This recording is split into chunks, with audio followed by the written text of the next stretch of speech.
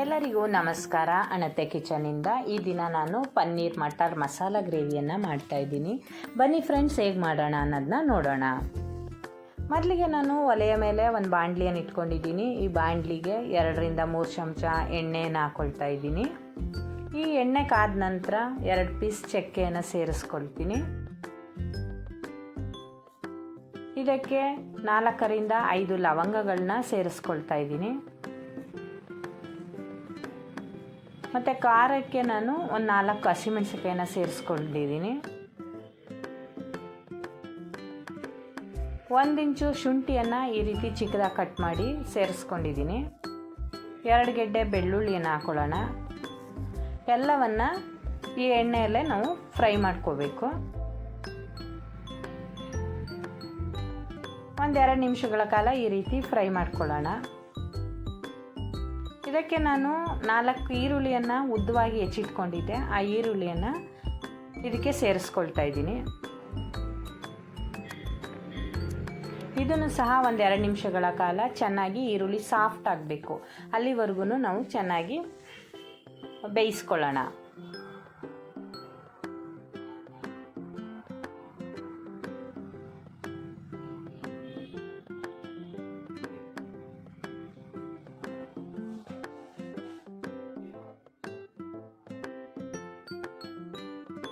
ಈ ರೀತಿಯಾಗಿ ಬೇಯಿಸ್ಕೊಳ್ಳೋಣ ಈರುಳ್ಳಿಯನ್ನು. ಇದಕ್ಕೆ ನಾನು ಒಂದು 5 ಟೊಮೊಟೊ ಹಣ್ಣನ್ನು ಉದ್ದವಾಗಿ ಹೆಚ್ಚಿಟ್ಕೊಂಡಿದ್ದೆ. ಅದನ್ನು ಸಹ ಇಲ್ಲಿಗೆ ಈ ಮಿಶ್ರಣಕ್ಕೆ ಸೇರಿಸ್ತೀನಿ. ಇದು ಸಹ ಒಂದು 3-4 ನಿಮಿಷಗಳ ಕಾಲ ಚೆನ್ನಾಗಿ ಬೇಯಿಸ್ಕೊಳ್ಳೋಣ. ಇದು ಈ ಎಣ್ಣೆಯಲ್ಲೇ ಬೇಯಬೇಕು ಮತ್ತು ಈ ಟೊಮೊಟೊ ಹಣ್ಣಿನ ರಸ ಬಿಟ್ಕೊಳ್ಬೇಕು. ಅಲ್ಲಿವರೆಗೂ ಚೆನ್ನಾಗಿ ನಾವು ಈ ರೀತಿ ಬೇಯಿಸ್ಕೊಳ್ತಾ ಇರೋಣ. ಇದಕ್ಕೆ ನಾನು 2 ಚಮಚ ಅಚ್ಕಾರದ ಪುಡಿಯನ್ನು ಸೇರಿಸ್ತಾ ಇದ್ದೀನಿ. ನಾನು ಮೊದಲೇ ಹಸಿಮೆಣಸಿಕಾಯಿ 4 ಹಾಕಿದ್ದೀನಿ. ನಾನು ನಾ ಮಾಡ್ತಾ ಇರುವಂಥ ಗ್ರೇವಿಗೆ 1-2 ಚಮಚ ಅಚ್ಕಾರದ ಪುಡಿ ಬೇಕು. ಮತ್ತು 1 ಚಮಚ ಹಳದಿ ಪುಡಿ ಸೇರಿಸ್ಕೊಳ್ತಾ ಇದ್ದೀನಿ. 1 ಚಮಚ ಧನಿಯಾ ಪುಡಿಯನ್ನು ಸೇರಿಸ್ಕೊಳ್ತಾ ಇದ್ದೀನಿ. ನಿಮಗೆ ಖಾರ ಎಷ್ಟು ಬೇಕೋ ಅಷ್ಟು ಅದಕ್ಕೆ ಅನುಗುಣವಾಗಿ ನೀವು ಸೇರಿಸ್ಕೊಳ್ಳಿ. ಮತ್ತು ನಾನು ಇವಾಗಲೇ ಉಪ್ಪನ್ನು ಸಹ ಸೇರಿಸ್ಬಿಡ್ತೀನಿ. ಈ ಎಲ್ಲವನ್ನು ಮಿಕ್ಸ್ ಮಾಡಿಕೊಂಡು ಚೆನ್ನಾಗಿ ಬೇಯಿಸ್ಕೊಳ್ತಾ ಇದ್ದೀನಿ. ನಾನು ಹಸಿಮೆಣ್ಸಿಕಾಯಿನೂ ಹಾಕಿದ್ದೀನಿ ಮತ್ತು ಅಚ್ಕಾರದ ಪುಡಿನೂ ಹಾಕಿದ್ದೀನಿ. ನಮಗೆ ಖಾರ ಇಷ್ಟು ಬೇಕು, ಅದಕ್ಕೆ ನಾನು ಇಷ್ಟನ್ನು ಹಾಕ್ಕೊಂಡಿದ್ದೀನಿ. ನಿಮಗೆ ಖಾರ ತಿನ್ನಲ್ಲ ಅನ್ನೋರು 1 ಚಮಚ ಅಚ್ಕಾರದ ಪುಡಿ ಹಾಕ್ಕೊಂಡ್ರೆ ನಡೆಯುತ್ತೆ.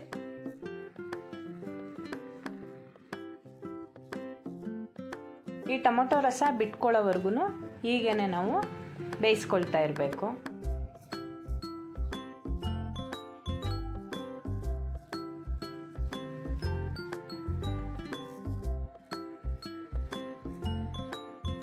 ಇದಕ್ಕೆ ನಾನು ಸ್ವಲ್ಪ ಕೊತ್ತಂಬರಿ ಸೊಪ್ಪನ್ನು ಸೇರಿಸ್ಕೊಳ್ತೀನಿ.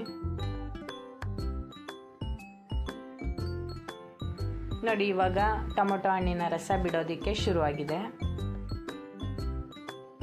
ನಾನು 1 ಚಮಚದಷ್ಟು ಸಕ್ಕರೆಯನ್ನು ಇದಕ್ಕೆ ಸೇರಿಸ್ಕೊಳ್ತೀನಿ.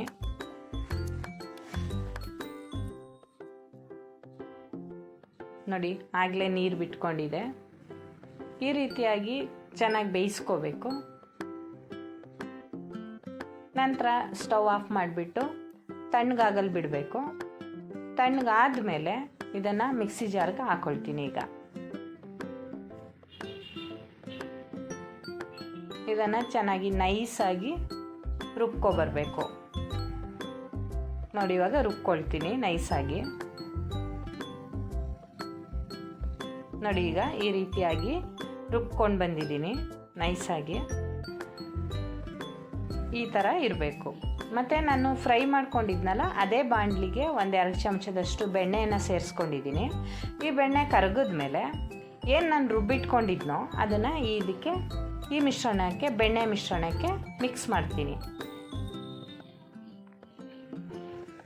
ನೋಡಿ, ಇವಾಗ ಗ್ರೇವಿ ಹಾಕ್ತಾಯಿದ್ದೀನಿ. ರುಬ್ಬಿಟ್ಕೊಂಡಿದ್ದಂಥ ಗ್ರೇವಿನ ಮಸಾಲೆಯನ್ನು ಇಲ್ಲಿಗೆ ಹಾಕಿದ್ದೀನಿ. ನಮಗೆ ಎಷ್ಟು ನೀರು ಬೇಕೋ, ನಮಗೆ ಗ್ರೇವಿ ಯಾವ ಮಟ್ಟ ಬೇಕು ಅಂದರೆ ಗಟ್ಟಿ ಬೇಕಾ ಅಥವಾ ತೆಳು ಬೇಕಾ ನಮ್ಮ ಇಷ್ಟಾನುಸಾರ ನಮಗೆ ಯಾವ ರೀತಿ ಬೇಕೋ ಅಷ್ಟು ತೆಳು ಮಾಡ್ಕೋಬೋದು. ಬೇಡ ತೆಳು ಬೇಡ ಗಟ್ಟಿನೇ ಇರಲಿ ಅಂದರೆ ಗಟ್ಟಿಗೇ ಮಾಡ್ಕೋಬೋದು. ನಾನು ಇದಕ್ಕೆ ಬೇಯಿಸಿಟ್ಕೊಂಡಂತಹ 1 ಕಪ್ ಬಟಾಣಿಯನ್ನು, ಹಸಿರು ಬಟಾಣಿಯನ್ನು ಇದಕ್ಕೆ ಮಿಕ್ಸ್ ಮಾಡಿದ್ದೀನಿ. ಈ ರೀತಿ ಚೆನ್ನಾಗಿ ಮಿಕ್ಸ್ ಮಾಡಿಕೊಂಡು ಇದಕ್ಕೆ ನಾನು ನಂದಿನಿ ಡೈರಿ ಅವರದ್ದು ಪನ್ನೀರ್ ತೊಗೊಂಡು ಬಂದಿದ್ದೀನಿ, ಅರ್ಧ kg. ಇದನ್ನು ನಮಗೆ ಯಾವ ಟೈಪಲ್ಲಿ ಬೇಕೋ ಆ ಟೈಪಲ್ಲಿ ನಾವು ಕಟ್ ಮಾಡಿ ಇಟ್ಕೋಬೇಕು. ನೋಡಿ, ನಾನು ಈ ರೀತಿಯಾಗಿ ಕಟ್ ಮಾಡ್ಕೊತಾ ಇದ್ದೀನಿ ಚಿಕ್ಕ ಚಿಕ್ಕದಾಗಿ. ಇದನ್ನು ತುಪ್ಪದಲ್ಲ ಅಥವಾ ಎಣ್ಣೆಲ್ಲ ಉರಿಯೋ ಅವಶ್ಯಕತೆ ಇಲ್ಲ. ಹಾಗೆಯೇ ಕುದಿಯುತ್ತಿರುವಂತಹ ಗ್ರೇವಿಗೆ ಈ ಕಟ್ ಮಾಡಿ ಇಟ್ಕೊಂಡಿದ್ದಂಥ ಪನ್ನೀರ್ ಕ್ಯೂಬ್ಸ್ನ ಅದಕ್ಕೆ ಹಾಕ್ಬಿಟ್ಟು 1-2 ನಿಮಿಷಗಳ ಕಾಲ ಬೇಯಿಸ್ಕೊಂಡ್ರೆ ಆಯಿತು. ನೋಡಿ, ಈ ರೀತಿಯಾಗಿ ಕಟ್ ಮಾಡಿ ಇಟ್ಕೊಂಡಿದ್ದೆ. ಇದನ್ನು ಈ ಗ್ರೇವಿಗೆ ಹಾಕ್ತಾಯಿದ್ದೀನಿ. 1-2 ನಿಮಿಷಗಳ ಕಾಲ ಮಿಕ್ಸ್ ಮಾಡಿಕೊಂಡ್ರೆ ಸಾಕು.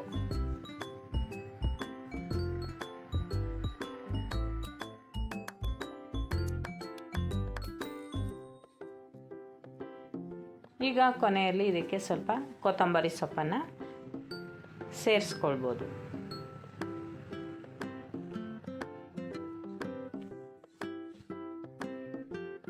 ಸ್ವಲ್ಪ ಸೇರಿಸ್ಕೊಂಡ್ರೆ ಸಾಕು. ರುಬ್ಬೋದಕ್ಕೂ ಹಾಕಿದ್ವಿ, ಅದರಿಂದ ಸ್ವಲ್ಪ. ನೋಡಿ, ಈಗ ರೆಡಿ ಆಯಿತು ಪನ್ನೀರ್ ಮಟರ್ ಗ್ರೇವಿ. ನಿಮಗಿಷ್ಟ ಆದರೆ ಲೈಕ್ ಮಾಡಿ, ಶೇರ್ ಮಾಡಿ, ಸಬ್ಸ್ಕ್ರೈಬ್ ಮಾಡಿ. Thank you friends. ಇದು ಚಪಾತಿ, ಪೂರಿ, ದೋಸೆ ಜೊತೆ ತಿನ್ನಲು ತುಂಬ ಚೆನ್ನಾಗಿರುತ್ತೆ.